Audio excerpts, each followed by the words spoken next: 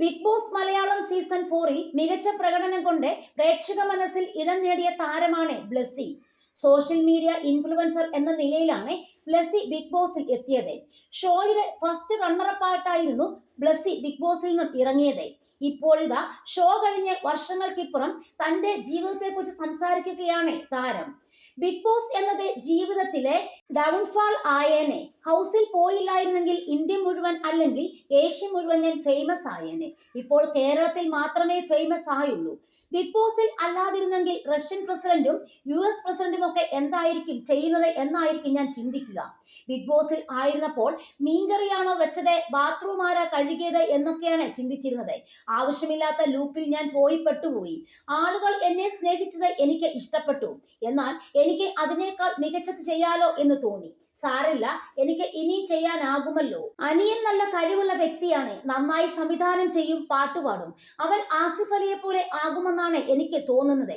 Big ബോസിന് ശേഷം സിനിമയിൽ എനിക്ക് നിരവധി അവസരം വന്നു. പക്ഷെ എനിക്കത് കോർപ്പറേറ്റ് ജോലി പോലെയാണ് തോന്നിയത്.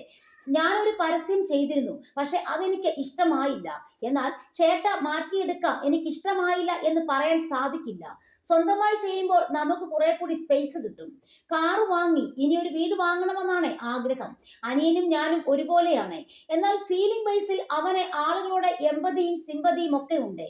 അനിയത്തിയൊക്കെ എന്തൊക്കെ പറഞ്ഞാൽ അവൻ ഇമോഷൻ ടച്ചാണ് ചിന്തിക്കുക.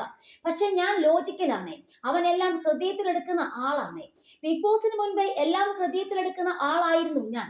എന്നാൽ ബിഗ് ബോസിൽ പോകണോ എന്ന് എന്നോട് ചോദിച്ചാൽ പോകണമെന്നാണ് ഞാൻ പറയുക. കാരണം നിങ്ങൾക്ക് കൂടുതൽ അവസരം കിട്ടും. അവർ നിങ്ങളുടെ സ്വഭാവം കൂടി മനസ്സിലാക്കിയിട്ടേ കയറ്റിവിടൂ. അലമ്പാണെങ്കിൽ പുറത്താക്കും. 10 വർഷം കഴിയുമ്പോൾ ഞാൻ എവിടെ ഉണ്ടാകുമെന്ന് ചോദിച്ചാൽ ചൈനയിലായിരിക്കും.